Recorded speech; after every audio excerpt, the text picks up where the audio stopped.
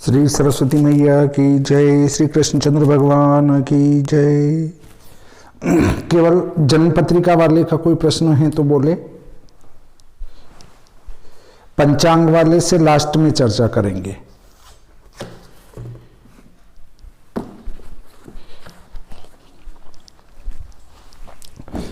फिर भी अगर रह जाती कोई समस्या तो मेरे 159 वीडियो वाली एक प्ले लिस्ट है, उसमें अगर आप देखेंगे तो आपको जो गणित पढ़ाई है उससे भी ज़्यादा वीडियो बना रखे हैं मैंने, तो आपका समाधान वहाँ से भी हो जाएगा जन्म पत्रिका वालों का। तो फिर भी अभी कोई परेशानी आ रही है तो उससे संबंधित आप मेरे से प्रश्न पूछ सकते हैं।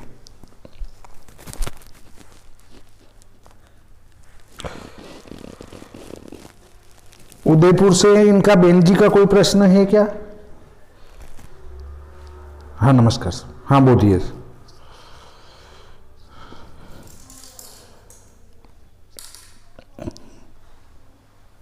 हम्म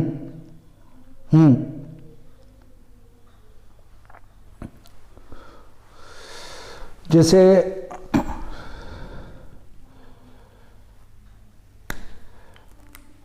पलात्मक भयात है, जैसे 4444 मान लो पलात्मक भयात हुआ अपना,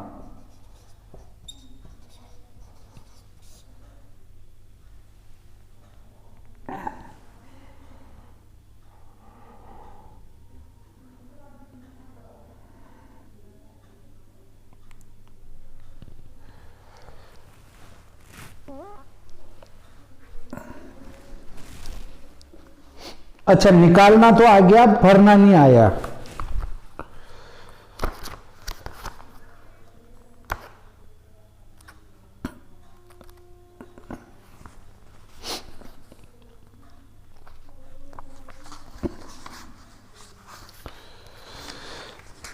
ये जैसे पेज नंबर 102 पर विश्वोत्तरी महादशा अंतरदशा ज्ञान चक्र लिखा है।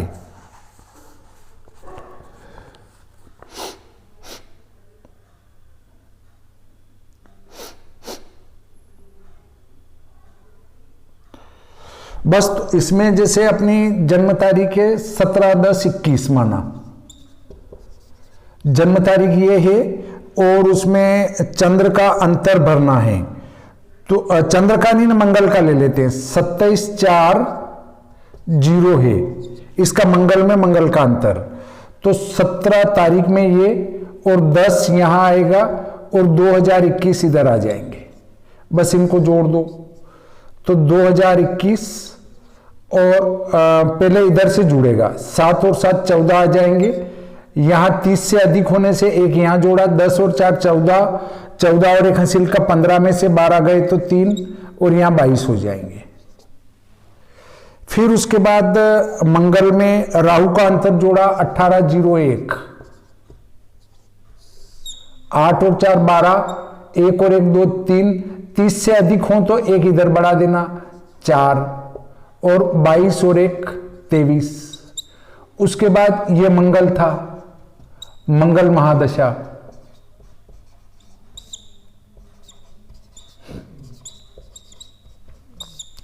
अब इसमें राहु का अंतर, फिर राहु के बाद गुरु का देखो आप 6/11/0 है, गुरु 6/11/0, किताब में लिखा है 0/11/6, मतलब 0 वर्ष 11 माह 6 दिन, 6 और 2 8, 11 और 4 15, 15 महीने नहीं होते हैं 12 ही होते हैं, तो 12 घटा दिए और एक आगे जोड़ दिया।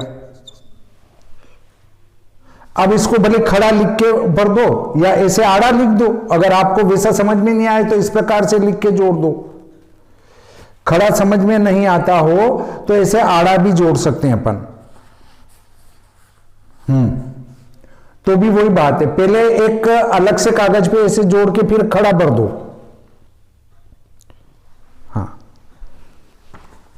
हाँ और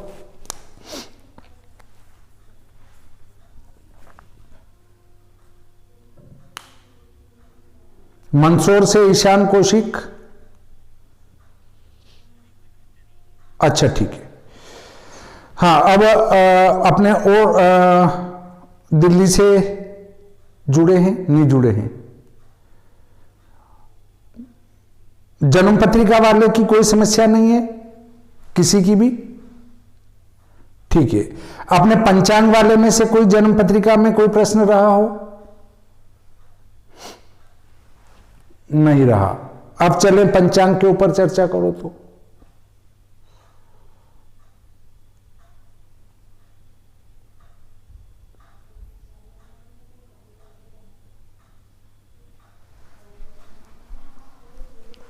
जी,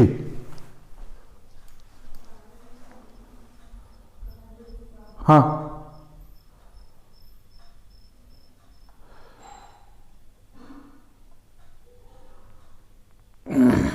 क्षय मास में क्या प्रश्न था?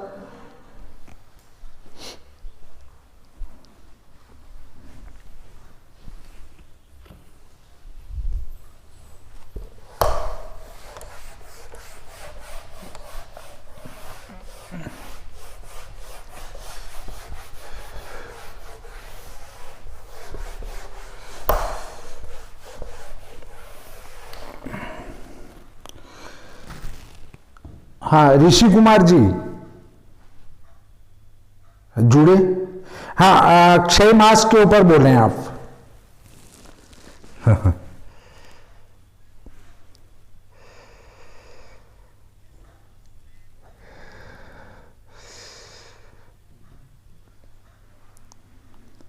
हाँ, हाँ, तो मास क्षय का क्या करना पड़ेगा? जैसे मास क्षय हो गया तो क्या उसको लिखना है कि नहीं लिखना है?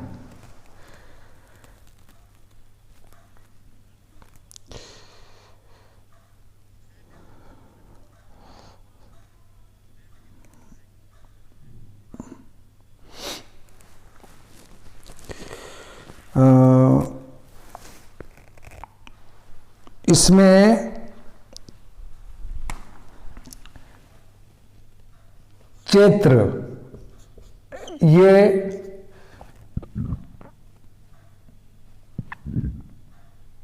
मेष संक्रांति का मास है।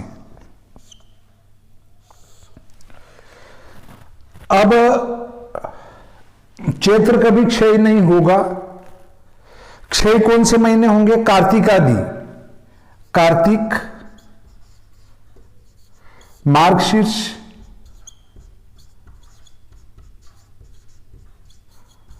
पोष, माघ, इनमें से कोई महीना क्षय होगा, क्योंकि यहां आकर सूर्य की गति तेज हो जाती है। आपने देखा होगा सूर्य 61 कला से चलता है, 61 कला से चलता है तो 30 दिन में 30 कला चल जाता है वो। तो 30 कला चल जाता है तो 30 और 30 60 और 30 90 लगभग 1.5 अंश आगे खिसक जाता है। और 1.5 अंश आगे खिसक जाता है तब ऐसी स्थिति बनती है कि एक अमावस्या के बाद संक्रांति लगी, एक अमावस्या के बाद संक्रांति लगी, परंतु अगली अमावस्या के पहले एक संक्रांति और लग गई। तब उस संक्रांति का जो महीना होता है उसको क्षय कर दिया जाता है, लिखा नहीं जाता है। अब देखिए, माघ महीना और फाल्गुन महीना, फाल्गुन महीना मीन संक्रांति का आता है, ये कुंभ का आता है और ये मकर का आता है। अब देखिए, यदि पोष की अमावस्या, पोष अमावस्या के बाद तो लगी है आपकी मकर संक्रांति, ठीक है। पोष की अमावस्या अर्थात पोष की अमावस्या के बाद मकर संक्रांति लगी और कुंभ संक्रांति जो है वो माघ की अमावस्या के पहले लग गई, या माघ की अमावस्या के दिन ही लग गई कुंभ संक्रांति। अब इसको लगना कब था? माघ की अमावस्या के बाद लगना था। तब माघ महीना जैसे ये बनेगा कौन सा, पोष शुक्ल और माघ कृष्ण, और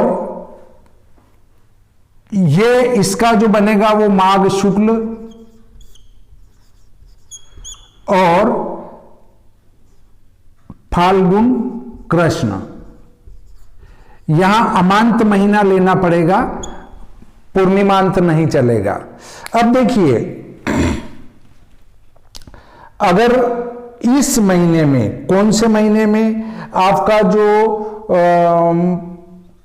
पोष शुक्ल चला, वहां से माघ कृष्ण की अमावस्या तक अगर दो संक्रांति आ जाती है तो इसको तो माघ शुक्ल में आना था, किसको, कुंभ संक्रांति को, पर ये आ यहीं पर गई।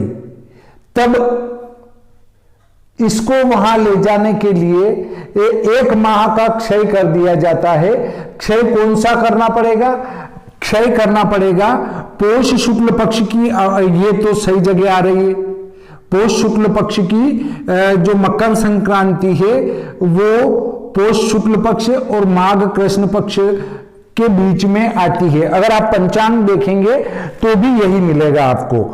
पर अब ये माघ की अमावस्या के पहले आ गई, अब इसको आगे ले जाना है तो ये वाला क्षय करना पड़ेगा। कौन सा क्षय करना पड़ेगा, इससे पहले वाला। इसके लिए आप अगर पंचांग देखेंगे तो मैं आपको पंचांग लाके अच्छी प्रकार से समझा पाऊंगा। मैं पंचांग ही ले आता हूं 2 मिनट में, है ना।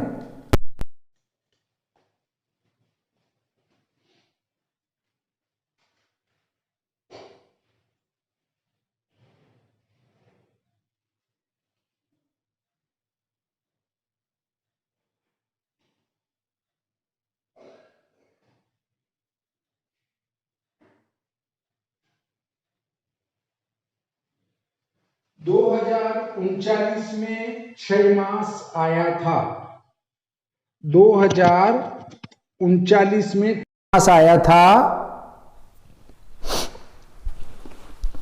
वो कौन सा था बताता हूं मैं।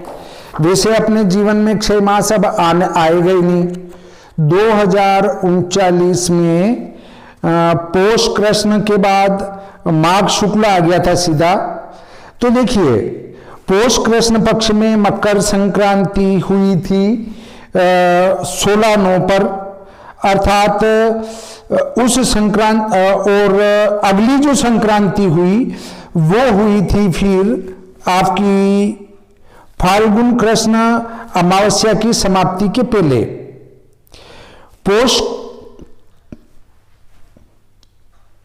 पोष की जो संक्रांति है उसको होना था मकर संक्रांति को, वो कहां होना था, वो होना था इस पोष शुक्ल पक्ष की प्रतिपदा से माघ की अमावस्या के बीच में। परंतु वो तो सही जगह हुई, अमावस्या की समाप्ति पर मकर संक्रांति लग गई तो वो यहां सही जगह लगी। परंतु अगली जो संक्रांति है उसको होना था माघ की अमावस्या के बाद, मतलब माघ की अमावस्या के बाद इस शुक्ल पक्ष में होना था, परंतु वो संक्रांति इस माघ की अमावस्या के दिन ही लग गई, अमावस्या की समाप्ति नहीं हो पाई थी। इससे उनने क्या किया कि इस पोष शुक्ल पक्ष और माघ कृष्ण पक्ष को क्षय कर दिया। पोष शुक्ल पक्ष और माघ कृष्ण पक्ष को क्षय कर दिया। इनको क्षय करना पड़ेगा क्योंकि ये तो सही जगह है, ये सही जगह है। इसको लगना है कब, उसको लगना था पोष शुक्ल से माघ कृष्ण के बीच में। तो पोष शुक्ल से माघ कृष्ण के बीच में ये तो सही जगह लगी। तो पोष शुक्ल और पोष शुक्ल और माघ कृष्ण अगर इसको रखेंगे तो ये जो संक्रांति है वो कहां पर आ जाएगी, माघ की अमावस्या के इसमें आ जाएगी। तो इसमें दो संक्रांति एक साथ हो गई। पोष शुक्ल 1 से माघ कृष्ण 30 में दो संक्रांति हुई। तो पौष शुक्ल पक्ष में संक्रांति लगने वाली थी मकर, वो तो सही जगह लगी, परंतु यहां पर यह संक्रांति जो कुंभ की है वो अमावस्या के पहले लग गई, तो ये वाला क्षय कर देना पड़ेगा, इसको भी क्षय करना पड़ेगा और इसको भी क्षय करना पड़ेगा। तो इन दोनों को नहीं लिखेंगे, पौष शुक्ल पक्ष और माघ कृष्ण पक्ष को। पौष शुक्ल पक्ष को नहीं लिखेंगे और माघ कृष्ण पक्ष को नहीं लिखेंगे, तो वो जो संक्रांति आएगी वो सीधी काय में आ जाएगी, मकर संक्रांति पौष की अमावस्या के बाद लगी, तो वो सीधी माघ शुक्ल में आ जाएगी। देखिए सीधा इन्हें लिखा है माघ शुक्ल पक्ष, पौष कृष्ण के बाद सीधा माघ शुक्ल पक्ष और फाल्गुन कृष्ण पक्ष, तो वो संक्रांति सीधी फाल्गुन माघ शुक्ल में पड़ेगी और अगली संक्रांति है वो फाल्गुन के अमावस्या के पहले पड़ जाएगी, उसका कोई दोष नहीं फिर, क्योंकि वहां फाल्गुन आ चुका होगा। तो ये महीना लोप करना पड़ेगा आपको, कौन सा, पौष शुक्ल पक्ष नहीं लिखना पड़ेगा और माघ कृष्ण पक्ष नहीं लिखना पड़ेगा। अब तो फिर इनके त्योहार कहां आएंगे, तो शुक्ल पक्ष वाला त्योहार शुक्ल पक्ष में आएगा और कृष्ण पक्ष वाला त्योहार कृष्ण पक्ष में आ जाएगा। पौष शुक्ल पक्ष का त्योहार माघ शुक्ल पक्ष में आएगा और माघ कृष्ण पक्ष वाला त्योहार फाल्गुन कृष्ण में आ जाएगा।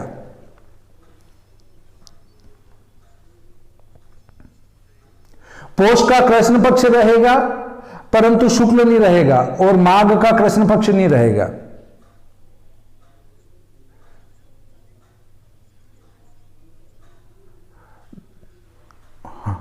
हाँ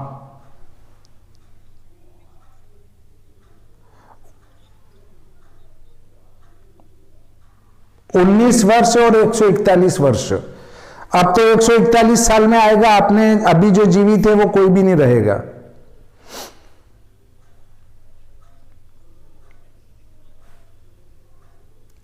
अधिक मास की गणना तो ऐसे होगी कि यदि अमावस्या से अमावस्या के बीच में संक्रांति नहीं आती है तो वो महीना अधिक कर दिया जाएगा।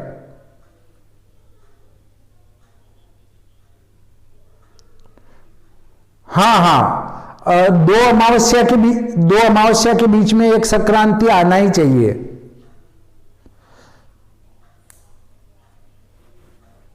हाँ, बस अमावस्या के बीच में दो संक्रांति नहीं आ रही तो उस शुक्ल पक्ष वाले को अधिक कर दो आप। हाँ, उस साल 2 अधिक मास होंगे, एक पहले एक बाद में।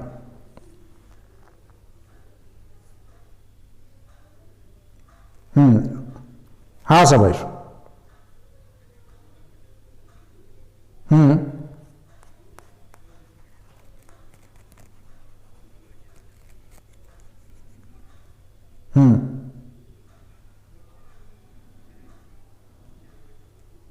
नहीं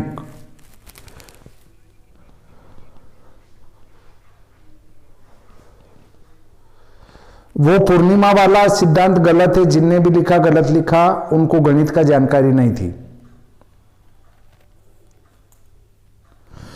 अमावस्या का सिद्धांत कहता है अमावस्या से 30 क्यों लिखते हैं अमावस्या को, 30 का अर्थ ही है कि वो 30 दिन वहां पूरे हो रहे हैं। शुक्ल पक्ष से एक चलेगा, अमावस्या पर वो महीना पूरा होगा। सिद्धांत यही काम करेगा। अगर पूर्णिमा को देखने लग गए तो हमारी गणित गड़बड़ा जाएगी। हाँ, और बोलें।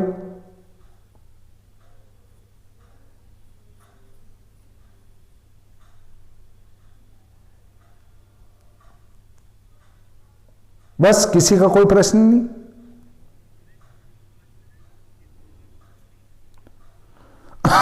साढ़ा 32 महीने में एक अधिक मास आता है।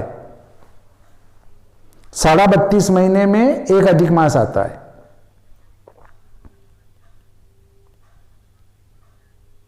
हाँ, अगर किसी चांद्रमास में संक्रांति नहीं है तो वो अधिक मास हो जाएगा। कहां से आप? नेपाल से?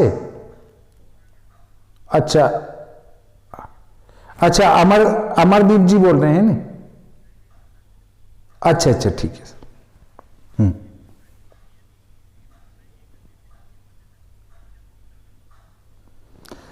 एक गते से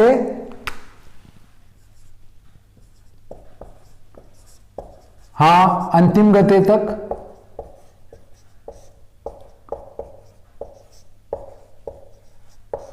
दो अमावस्या बीच में पड़ रही हो तो ये वाली स्थिति लगेगी ना। गते का अर्थ ही वो है। अरे आपकी जो गते निकालते हैं ना, वो गते कैसे निकालते हैं? जिस दिन संक्रांति लगती है उस दिन से 1 तारीख चलती है। हाँ, और अंतिम गते मतलब अंतिम गते तक अगर अमावस्या आ गई तो 2 संक्रांति के बीच में आ गई ना।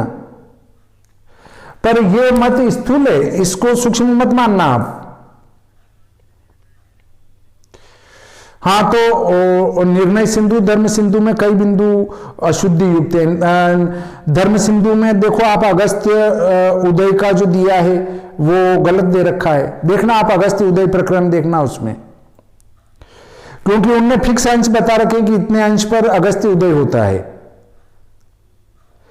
वो धर्म निर्णय के लिए बहुत बढ़िया है, परंतु गणित निर्णय के लिए ये पुस्तकें उपयोगी नहीं है। और बोले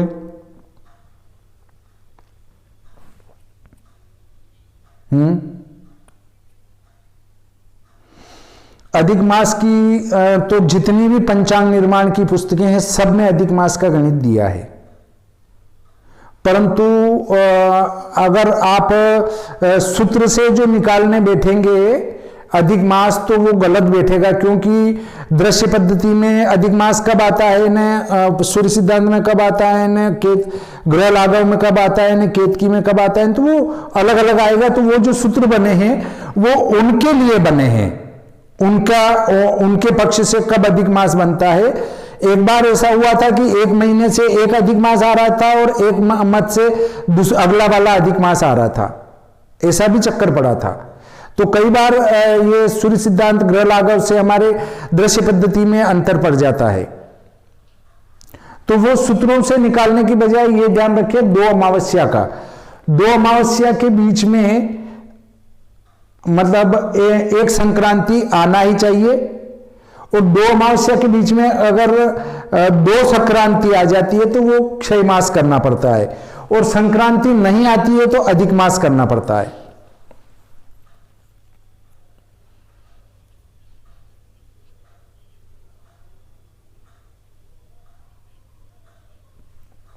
वो विवाद ही गलत कर रहे थे। विवाद जैसी कोई बात ही नहीं थी सर।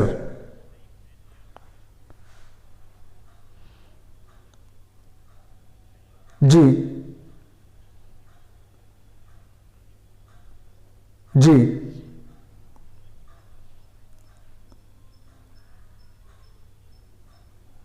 जी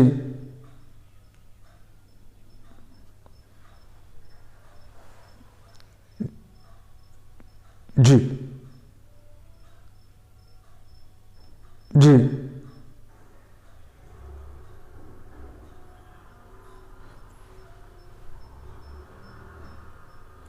नहीं, पर अब अगर कोई नहीं मान रहा है तो उनको कहो कि भाई आप प्रत्यक्ष वेद करके देख लो। भाई कि वेदशाला में जाकर देख लो क्या सत्य है।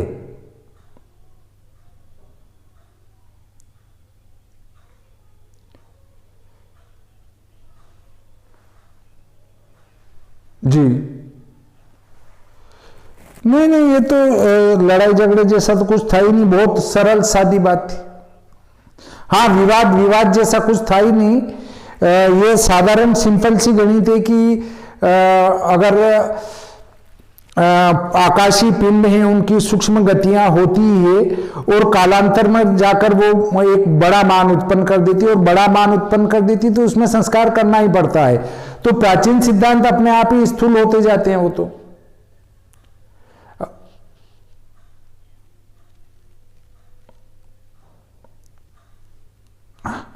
हाँ,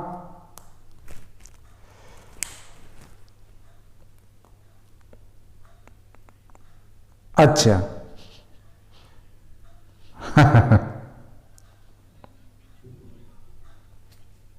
हाँ हाँ हाँ,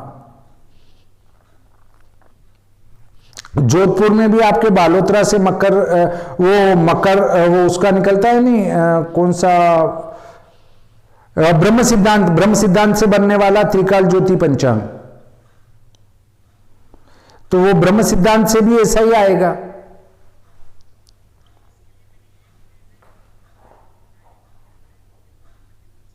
नहीं, संभालने की जरूरत ही नहीं है, वो माने या ना माने, अपना अपने को तो पंचांग का काम करना है।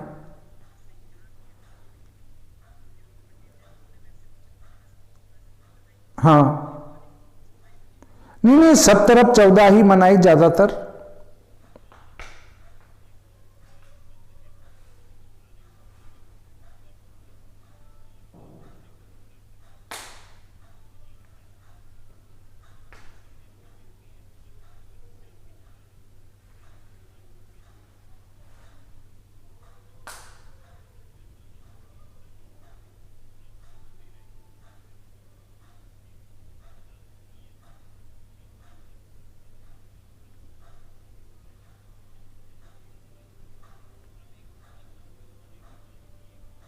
हाँ, ये तो है।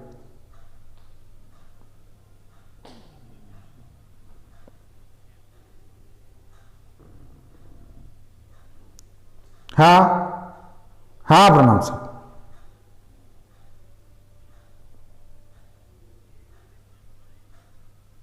हाँ हाँ, पर वो बिगड़े ही नहीं। हाँ, नहीं होते हैं।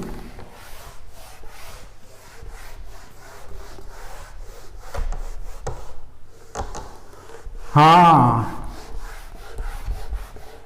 नहीं, सिद्धांत तो जो सार्वभौमिक सत्य है उसको स्वीकार कर लेना चाहिए कि संक्रांति कब लग रही है।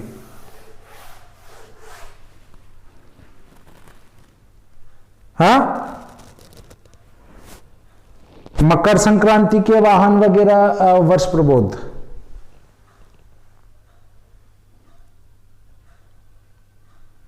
हाँ,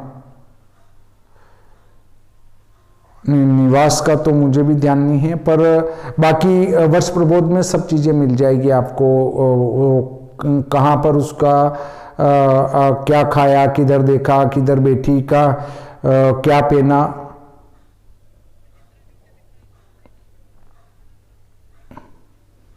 नहीं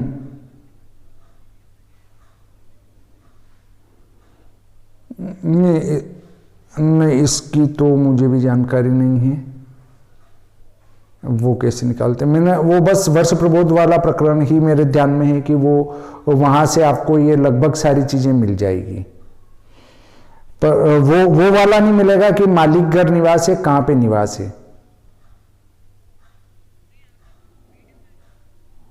हाँ हाँ हाँ, तो मैंने भी वहीं से देख के कहा था। हाँ, और बोले।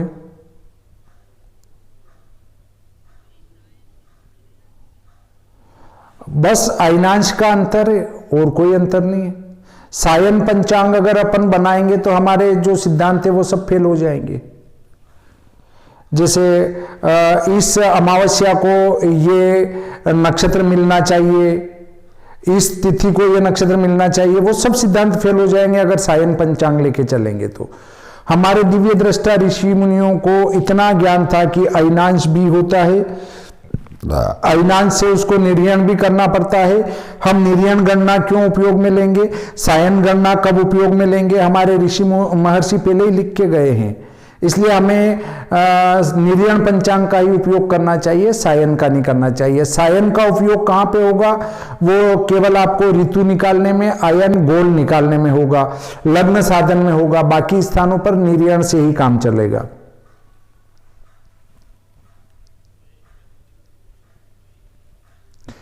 हाँ, 21-22 दिसंबर को हो जाती है वो, और वहीं से उत्तरायण प्रारंभ हो जाता है 21-22 दिसंबर से।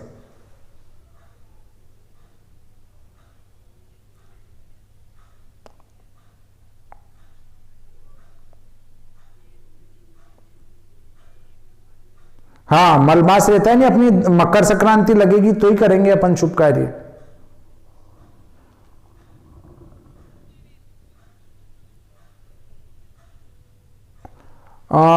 ग्रहण की लंबी अवधि सूर्य ग्रहण की ज्यादा होती है लंबी। अगर वो पूर्ण ग्रहण हो तो चंद्र ग्रहण से भी लंबी सूर्य ग्रहण की अवधि होती है।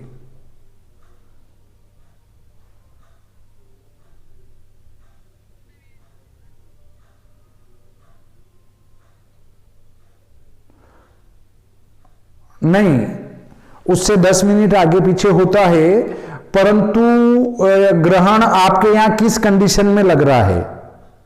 अगर वो ठीक जो पूरा ग्रहण हो रहा है, जिस स्थान पर पूरा ग्रहण होगा वहां के लिए ये नियम लगेगा।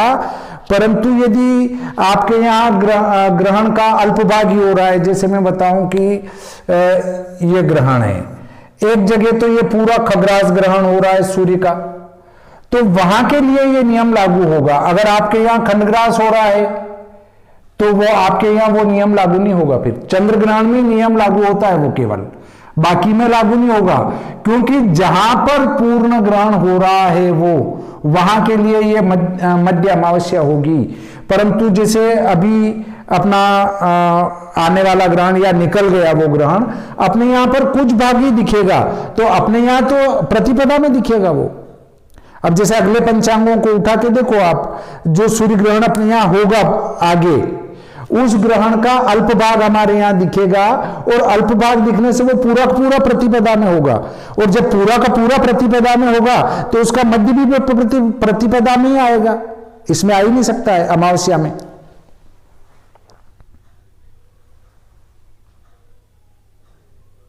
हाँ, तो मैंने कहा नहीं कि वो जहां पूरा दिखता है ग्रहण वहां के लिए ये नियम लागू होगा, परंतु अल्पग्रास अगर हमारे यहां ग्रहण हो रहा है तो वो तो प्रतिपदा में हो जाएगा, और प्रतिपदा में ही चालू होकर प्रतिपदा में समाप्त होगा, तो उसका मध्य भी प्रतिपदा ही होगी, अमावस्या आ ही नहीं सकती है। और तब वो प्रतिपदा मध्य होगी तो उसमें घंटे भर का अंतर आ जाएगा, घंटे भर से ज्यादा भी आ सकता है। और बोलें।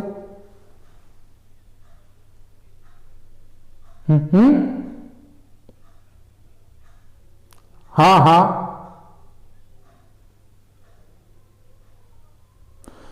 हाँ, उसके लिए तो नियम ही यही है कि बड़े बिंब में छोटा बिंब आएगा तो ही कंकणाकृति ग्रहण होगा, बाकी हो ही नहीं सकता है। हाँ हाँ हाँ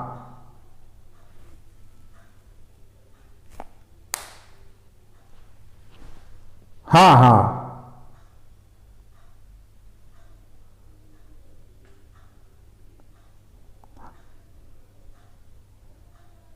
संसर्ग मास वो अधिक मास से पहले वाला, क्षय मास से पहले जो आता है अधिक मास, उसको संसर्ग कहते हैं।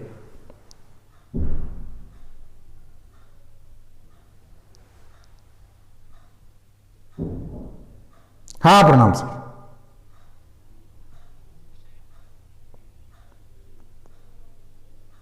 हाँ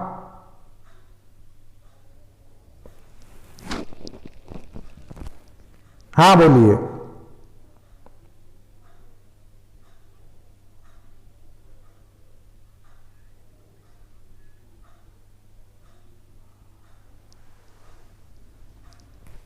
हम्म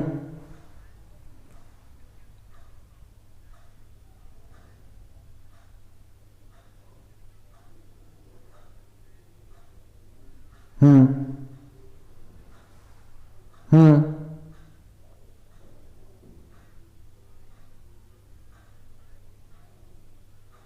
हम्म हम्म हम्म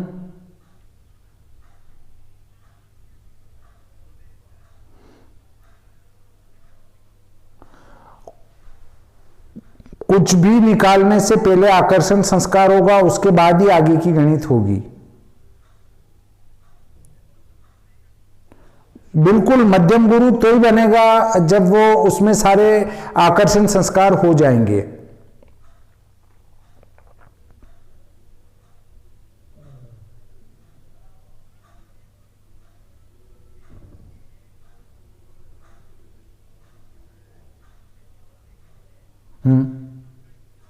हाँ 1 साल की है।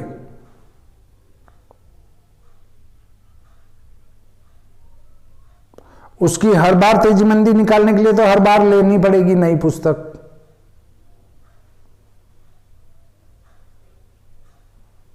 हाँ इसका तो गणित अलग है।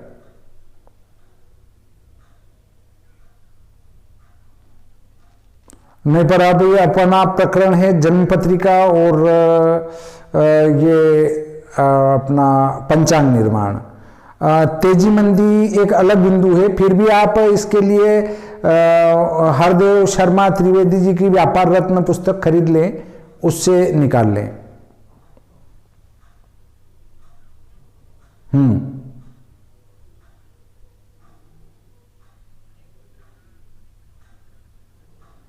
भद्रा का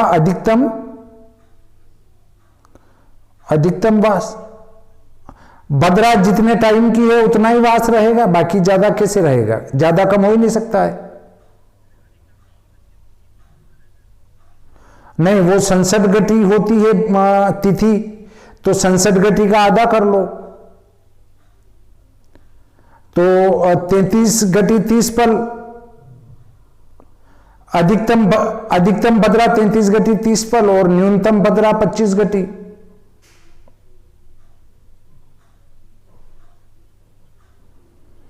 अपना शुभ का चाहने वाला भद्रा में कोई भी शुभ कार्य न करे। इससे तो आजकल उटपटांग करने लग गए हैं।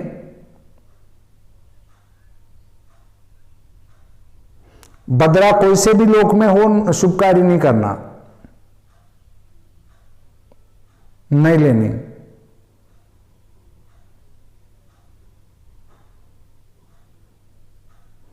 गृह प्रवेश का हवन से कोई संबंध नहीं है। हवन आप वैसे तो गृह प्रवेश करने के बाद ही वास्तु शांति वगैरह सब करना चाहिए और उसके बाद हवन करना चाहिए।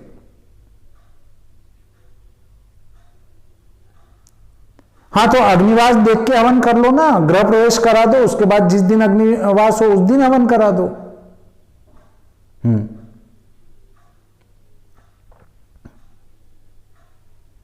हाँ, नहीं लेना चाहिए। वैसे विवाह में लेते हैं इसको।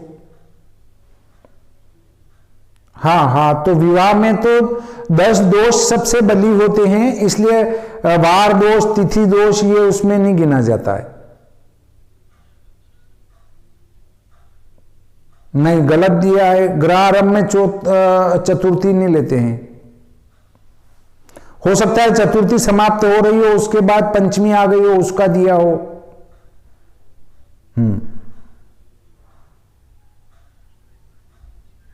हाँ,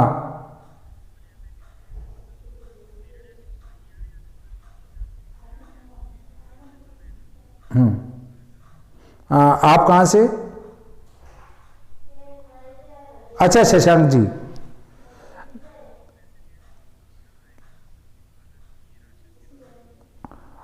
राक्षस के बाद शायद आनंद आता है, आनंद के बाद फिर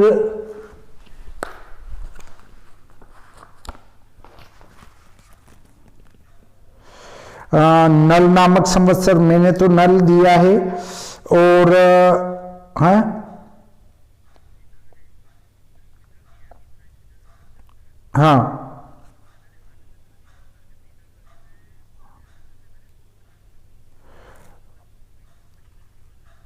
नहीं नहीं, वो उनने कुछ दिया होगा उनके ईमान से, परंतु संवत्सर के नाम की सूची मैंने आपको वो विशोपका नयनम पुस्तक दी है, उसमें क्रम से सभी संवत्सर के नाम दे रखे हैं।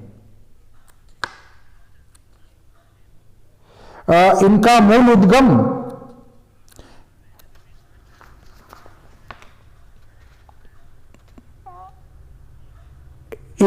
मूल उद्गम है वो सूर्य सिद्धांत है।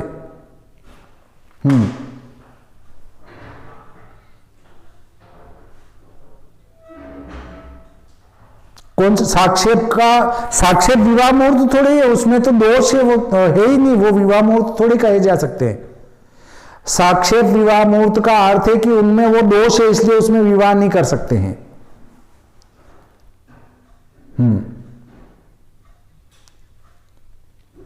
सार्वदेशी और कात्यायनोक्त 2 मुहूर्त ही लेना चाहिए।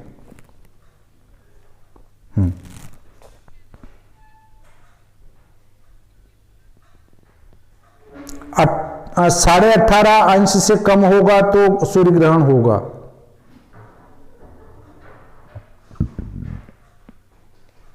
हाँ, संभव होने की शर्त है ये कि 18.5 अंश, और 15.5 अंश से अगर कम अंतर आ रहा है तो फिर वो निश्चित होगा।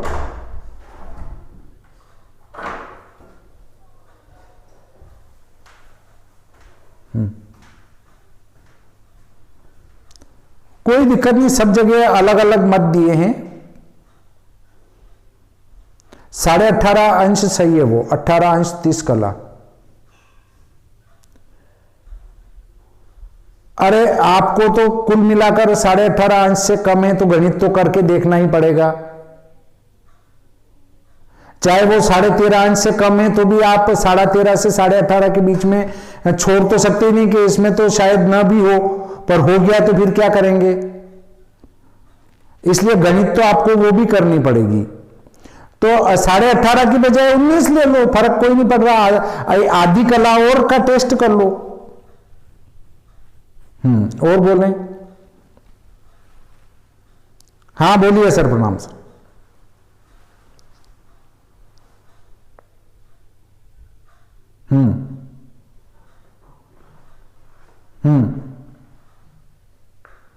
युगारंभ में सब 0 डिग्री पर होते हैं।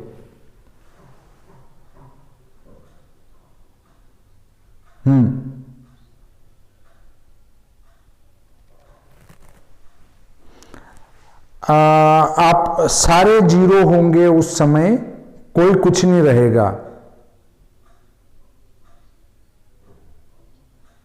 अरे भाई, आप शीघ्र करना और मंद करना एक ही है क्या? मंद कर्ण क्या है? हाँ, और शीघ्र कर्ण क्या है? हाँ, तो ये कभी 0 हो ही नहीं सकते हैं। ग्रह कहीं भी रहेगा तो ये दोनों मान तो रहेंगे।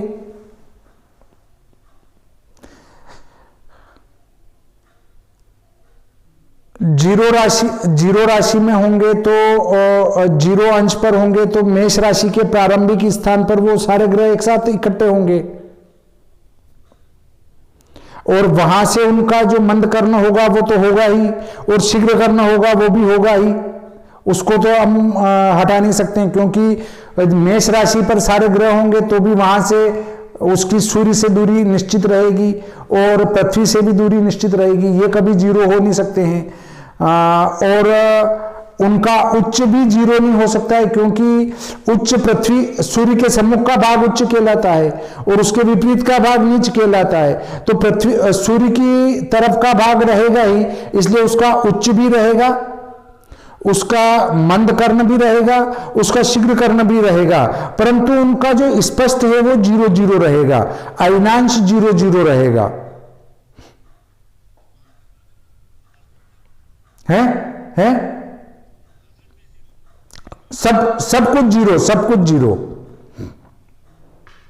हाँ, परंतु भगवान अगर हम वहां से लाते हैं, कहां से? अपने जो पृथ्वी के आरंभ से, तो पृथ्वी के आरंभ से अगर भगवान संख्या गिनते हैं तो 0 नहीं होगी। हाँ,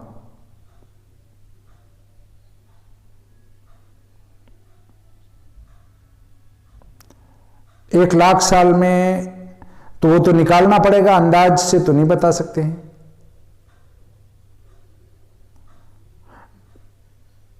नहीं, कौन से ग्रह में? चंद्र में तो बहुत ज्यादा अंतर आ जाएगा और शनि में बहुत कम अंतर आएगा, क्योंकि उनकी गतियों पर डिपेंड करेगा। अब मैं बता कैसे सकता हूं कि वो तो 9 ग्रह में अलग अलग अंतर आएगा, क्योंकि शीघ्र गति वाले ग्रह में ज्यादा अंतर आएगा, न्यून गति वाले ग्रह में कम अंतर आएगा, राहु में और कम अंतर आएगा।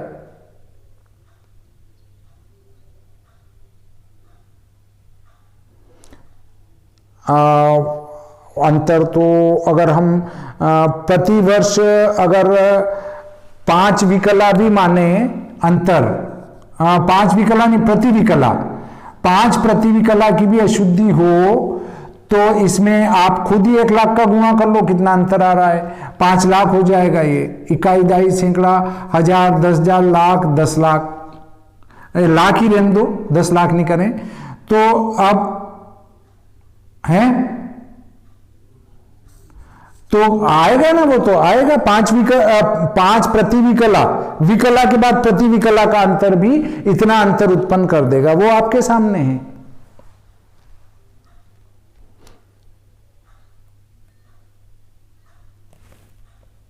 क्या नहीं, एक राशि किसमें कम करें ये बताओ, कि 30 अंश किसमें कम करें ये बताओ, क्योंकि है तो अपन 1 लाख साल के ग्रह स्पष्ट क्यों कर रहे हैं?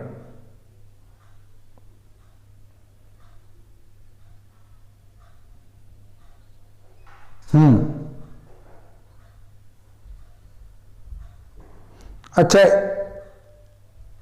कलयुग के आरंभ में ग्रह क्या स्थिति थी, फिर कलयुग की समाप्ति पर क्या होगी, फिर सतयुग आएगा उसकी समाप्ति पर क्या होगी, फिर त्रेता आएगा उस पर क्या होगा, फिर है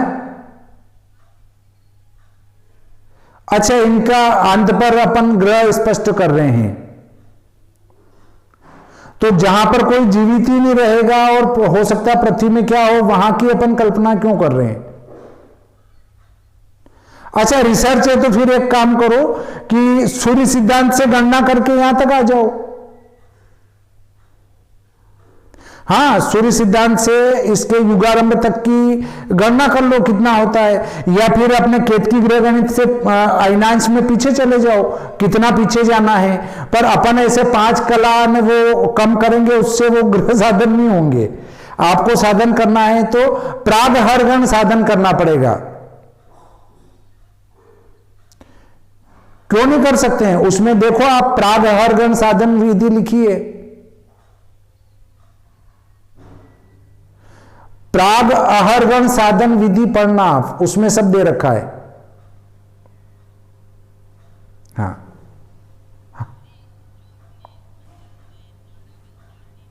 हाँ,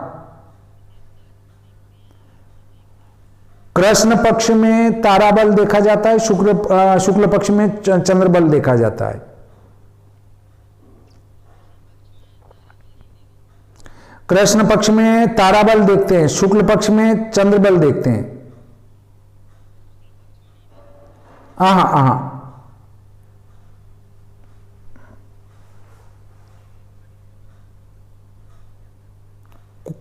कौन सा लघु संवत्सर? कौन सा? हाँ, आनंद, ये लघु संवत्सर नहीं, संवत्सर ही है, इसका नाम संवत्सर ही है। ये जो है संवत्सर गुरु मध्यम मान से एक राशि का भुक्त को भोगता है, उस समय में एक संवत्सर बीत जाता है। मान लो 361 दिन में 361 है,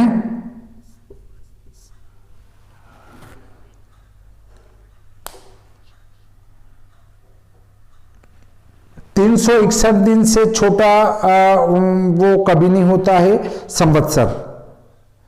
वो पूर्णतया 361 दिन का होगा। गुरु चाहे अतिचारी होके आगे जाए और फिर उल्टा होके पीछे आए तो भी इस संवत्सर में कोई फर्क नहीं पड़ना है।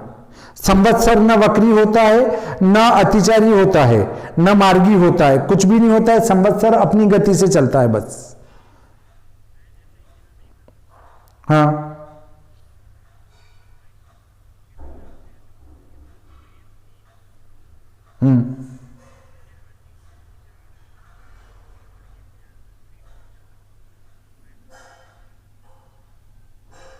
नहीं, वो संवत्सर लघु वगैरह ये श्लोक कुछ भी दे रखे हैं। शास्त्रों में मतांतर बहुत सारे भरे पड़े हैं, परंतु कुल मिलाकर संवत्सर या तो क्षय होगा या फिर वो संवत्सर पूरा होगा, दो में से एक ही। नहीं, ये मतांतर तो इतने बड़े बड़े हैं जिनका कोई पार ही नहीं है। अगर सभी मतांतरों को पढ़ने बैठे तो हम कोई कार्य नहीं कर सकते हैं। और लघु संवत्सर से कोई मतलब नहीं, संवत्सर मतलब संवत्सर होता है, वो मतांतर तो है, उसको ऐसा कहेंगे उसको ऐसा कहेंगे, बहुत सारे हैं। परंतु हमारे सामने तो एक बात क्लियर रखो, 361 दिन में एक संवत्सर खत्म होगा बस।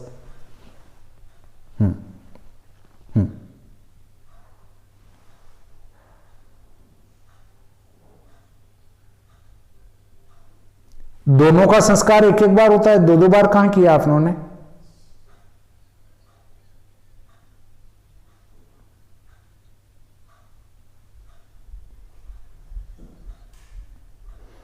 अरे भाई, अगर उस ग्रह स्पष्ट में मान लो आपका मंद फल आया 25 कला और शीघ्र फल आया वो भी 25 कला आया मान लो, तो 25 दूना 50 कला, तो ये जोड़ दिया।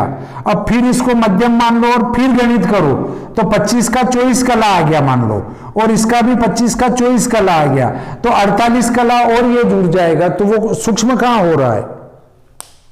48 कला का अंतर आ जाएगा उस ग्रह स्पष्ट में। ये किसने कहा कि 2 बार करेंगे तो और सूक्ष्म हो जाएगा? ऐसा कौन सा विद्वान मिला आपको?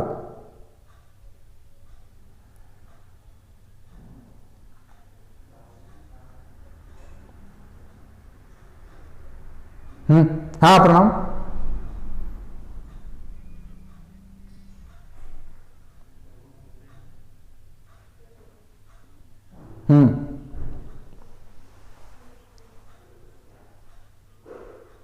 मूल का बाप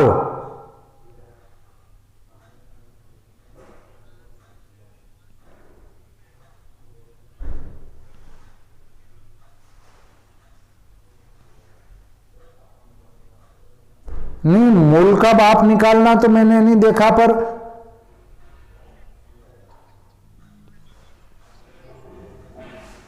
अच्छा मेरे को सुनाई दे रहा है मूल का बाप निकालते हैं। हाँ हाँ हाँ हाँ हाँ हाँ हाँ, निवास निवास, अब समझ गया मैं। मूल का निवास संक्रांति के अनुसार होता है। वो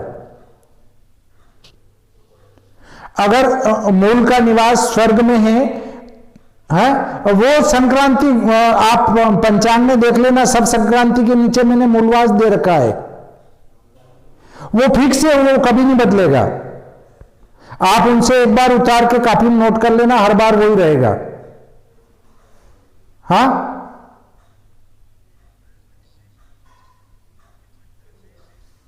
हाँ,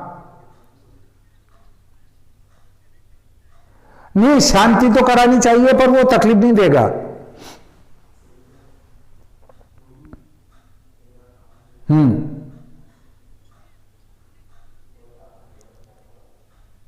नहीं, याद रखो तो अच्छा है, नहीं रखो तो भी मुहूर्त उनके आधार पर ही बना रखे हैं वो सब।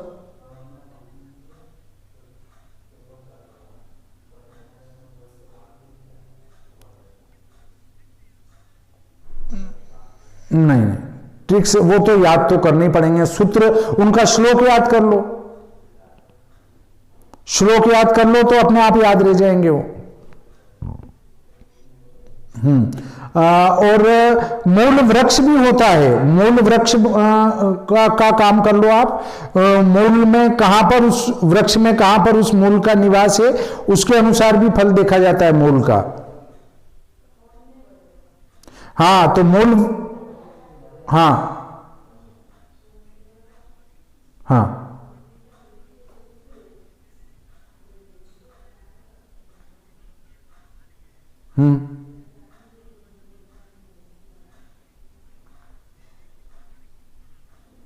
हाँ, वो देवी की सवारी वैसे तो गलत बात है, ये किसी पे बैठ के आती नहीं है, पर फिर भी उसका एक है, लोगों ने निकाल रखा है, देवी काय पर बैठ के आती है, वो वार के अनुसार आता है।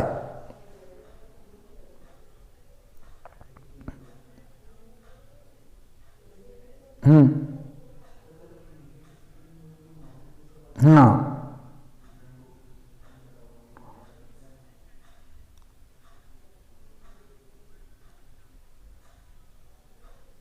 जी। हाँ हाँ हाँ, गमन का भी वार के अनुसार ही गमन का है। हाँ हाँ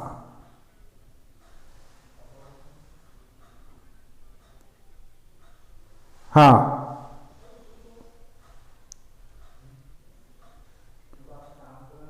हाँ हाँ, देखा जाता है ना। वो किसके मुंह में आहुति जाएगी, ये चक्र दे तो रखा है मैंने।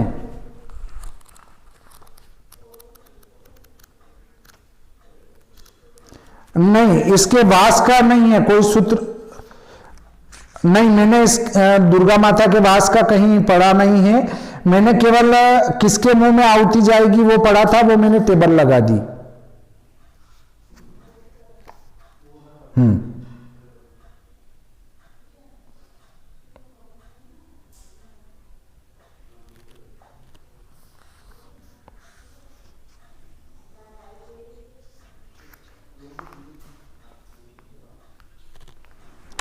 भूकेंद्रीय अक्षांश लेकर बनाते हैं तो उससे बनाओ, फिर अपने सांपातिक काल से तो वो एकदम परफेक्ट बनेगी। फिर अपनी विधि और भूकेंद्रीय उल्टा हो जाएगा, क्योंकि अपने ऋषि मुनियों ने जो साधन कर रखा है वो भौगोलिक से ही साधन कर रखा है।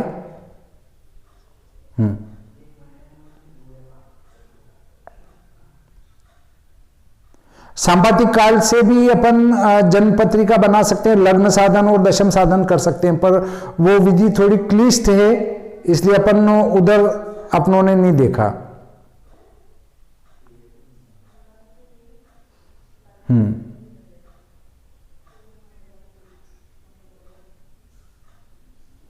सांपातिक काल की विधि सीखने के लिए ज्योतिष रहस्य, भारतीय कुंडली, हाँ भारतीय कुंडली विज्ञान ओझा जी की वाराणसी से निकली है।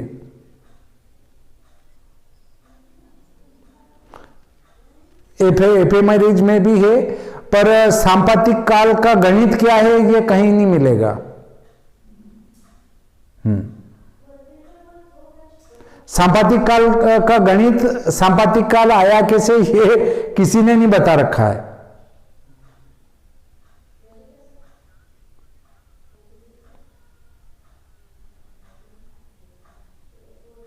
हाँ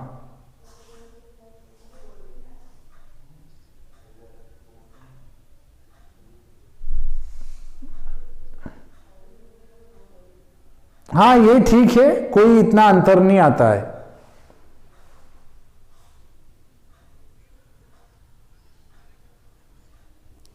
हाँ, वो ज्यादा शुद्ध होगा। हाँ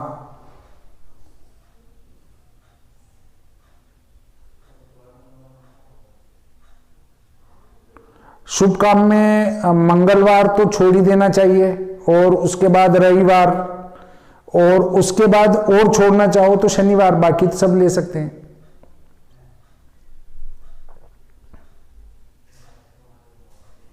गृह प्रवेश रविवार को हाँ चला सकते हैं उसको। नहीं, विवाह लग्न तो मंगलवार के भी रहते हैं, उसमें दोष नहीं है।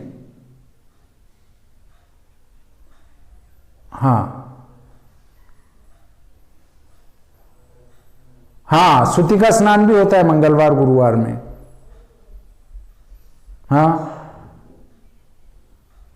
प्रतिपदा शुक्ल पक्ष की नहीं लेते हैं, कृष्ण पक्ष की ले सकते हैं। हाँ हाँ, बेरूलाल जी का और कोई प्रश्न? आपकी पुस्तकें कल रवाना कर दूंगा मैं, है ना सब? हो।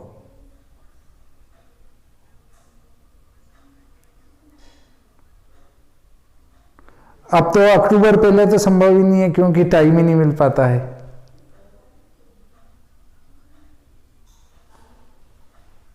आपने तो पढ़ ही लिया, आपने, आपके तो अब और कोई नया है नहीं है।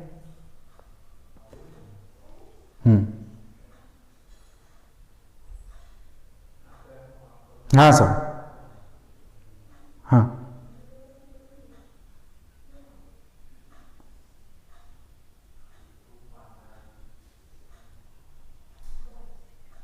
हाँ, उसमें दूध उफनाने का प्रावधान पाया जाता है। हाँ हाँ, सही है, ये सही है।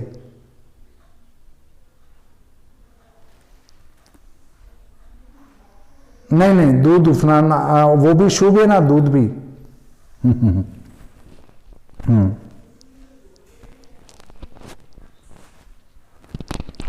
नहीं, दूध तो उफनाना चाहिए सबसे पहले।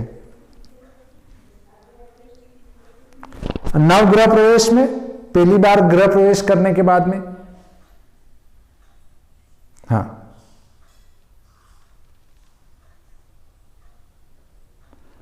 उज्जैन का प्रोग्राम तो अपन तय कर लेंगे कभी भी, जो मेरा अवकाश आ जाता है ना। अगर आपकी कोई समस्या है तो वहां रखें, नहीं तो बेकार क्यों चले।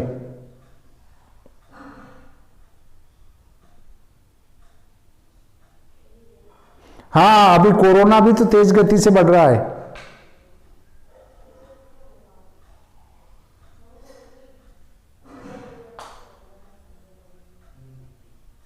सांपातिक भारतीय विधि नहीं है।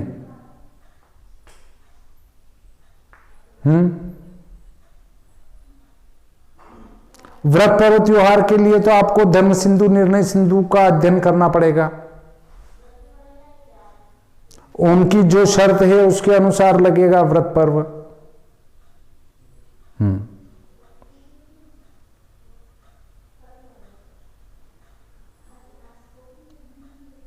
ठीक साहब, समाप्त करें फिर आज का यही प्रकरण। श्री सरस्वती मैया की जय, श्री कृष्णचंद्र भगवान की जय।